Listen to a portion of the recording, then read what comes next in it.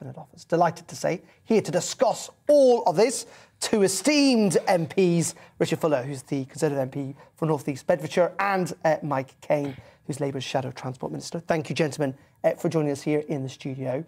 First of all, with you, Richard, let's start with what happened last night. I mean, do you think the Prime Minister was in any way responsible? Do you think he should apologise?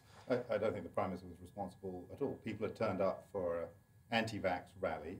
They then behaved in a very aggressive way towards Sir Keir Starmer. But I don't think it's right to say the Prime Minister is responsible for those individual actions. No confidence. Clearly, Richard, some of your colleagues have reached that point. Why have you not? I think there's a difference between smears and allegations from the Labour Party and the facts of the matter. And I think if you are looking to make a judgment on the Prime Minister, and Mike is suggesting that letters should go in, which means Mike is saying that we should overturn the person who was chosen 2 years ago to be Prime Minister of this country. That's a very big, high bar to us to achieve. And I think therefore we need to base it on facts. We have a number of steps to go through. We have the Sue Gray report. We have lying to Parliament. We have the issues to do with what the Met Police say.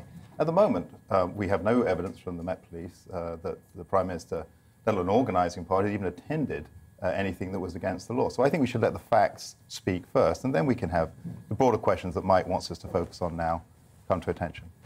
In saying that, Richard, when we look at this, just on the Jimmy Savile stuff, and we'll move on to other stuff, I promise, in a second, that has been an online conspiracy theory for, a while. The Prime Minister did it in the heat of the moment because he wanted to lash out at Keir Starmer. But we know that the accusation itself is not true. He had to clarify the fact that it's not true. That's not very prime ministerial, is it? To essentially hold on to a conspiracy theory, to use the dispatch box to attack the the leader of the opposition on that platform, and then clarify remarks days later. I mean, it's not very statesmanlike, is it? Well, I think we have to look and see what was the point that was trying to be made. So there is an issue which we're looking at with the Prime Minister now, is to what extent is the Prime Minister, who may not have been at an event, may not have even been at number 10... let me just finish. Yeah.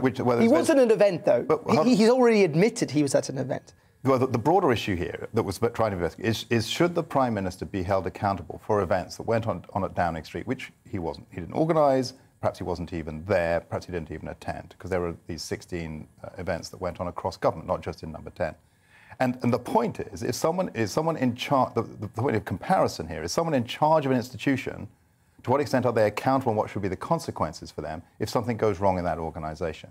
And I think that was the point he was trying to make. Not that Sir Keir, I think it was, I think the Speaker was absolutely right, it was inappropriate to say that Sir Keir failed to prosecute, but it was the case that the CPS which Sir Keir headed was not pursuing the prosecution. And that's the point. Okay, let's move on to the reshuffle, Richard. Do you welcome today's moves? I mean, bit of a demotion somewhat for Jacob Rees-Mogg? Not really, actually. I'm rather pleased to see him in that role. I supported Brexit. I was looking forward to the opportunities of Brexit. We are now a couple of years delayed on some of the moves that we could have made, because obviously the government's been focused on COVID. And I think Jacob's got the sort of attention and detail on this that he'll get things moving. So, no, I think it's actually setting him up for more of a challenge. Does that include on VAT on fuel?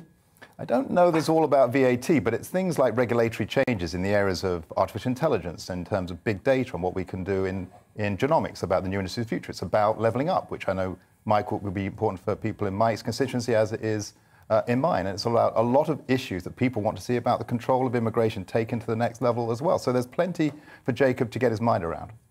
And Stephen Barclay, will his constituents in Cambridgeshire ever see him again? Because he's got so many jobs. I can't even I can't even rattle them off here on on GB News. There's that many. In saying that, I mean, this is from a position of weakness, isn't it? These people are leaving Downing Street either voluntarily or because, they feel that they're going to be under the cosh potentially in a few weeks' time with Partygate. Clearly, the chief whip being moved on is a sign that that's not working. Boris Johnson is having to make these decisions, isn't he, from a position of weakness? Well, I don't think so, because there haven't been resignations from government. This is a matter of moving people in government to different positions, and the Prime Minister seeing what is right to refresh his team. I think it is fair for the Prime Minister to look at those things. It is in the middle of a series of allegations that have been made. That is context for them. But these are sensible moves. The idea that we should have a minister focusing on getting opportunity from the biggest change that we've made in our international policy for 50 years seems to me to be overdue not something that's unnecessary. There's more to do. Let's move on. I think the Levelling Up White Paper was a bit of a disappointment, really. I think it's far too socialist. I mean, Mike is right. It reheats a lot of what Gordon Brown would have said. That's a very good idea. What I wanted to see was tax cuts, enterprise zones. I wanted to see the opportunity for devolution of taxes to local authorities with responsibilities to manage their own budgets. I wanted to eliminate waste by devolving more decisions down to local and away from Whitehall. I wanted taxpayers in my constituency to know when they're asked to pay the highest tax burden they've been asked to pay in peacetime, they're actually going to get value for money. Because we do want to level up. We do want opportunity to be spread around the country. But that isn't going to be achieved by socialist ideas repeddled through a Conservative government. In the local elections, if I want to see lower taxes, who do I vote for? We should always vote Conservative, because the only party that ever puts up taxes is the Labour Party. Well, the only party that ever increases taxes is the Labour Party. You guys are breaking a manifesto commitment on national insurance. Yeah. And you're going to see the highest tax burden in 70 years. So I come back to this. If I want to see taxes reduced in this country, who do I now vote for? Well, because it's not Labour. Oh, God, no. But it's not the Conservative Party either. Well, it is. And I think you look... It's not, well, hold on, Dan. Yep. I would encourage you just to look under the hood of the numbers that the Treasury came out in Rishi's last budget. And if you look at the control on current expenditure by government, the day-to-day expenditure, he's running a pretty tight ship. The government is deciding to put more money into investment expenditures, the infrastructure that Mike is keen on, and also there is the issue of COVID. But the underlying economics that the Chancellor has put in place are Conservative. My expectation as we go into the next election is that Conservatives will have the opportunity to cut taxes, and they must. Just finally on all of this, Richard, first of all, with you, we've got 15 MPs, publicly Conservative MPs, who want to see the Prime Minister go. There are probably dozens more privately who share that view. The entire Scottish Conservative Party want to see the Prime Minister go. How would you almost not welcome a vote because something needs to give? That's not a sustainable position to be, where you've got publicly lots of Conservatives. I mean, what would happen in Scotland the next election? Something needs to give, doesn't it?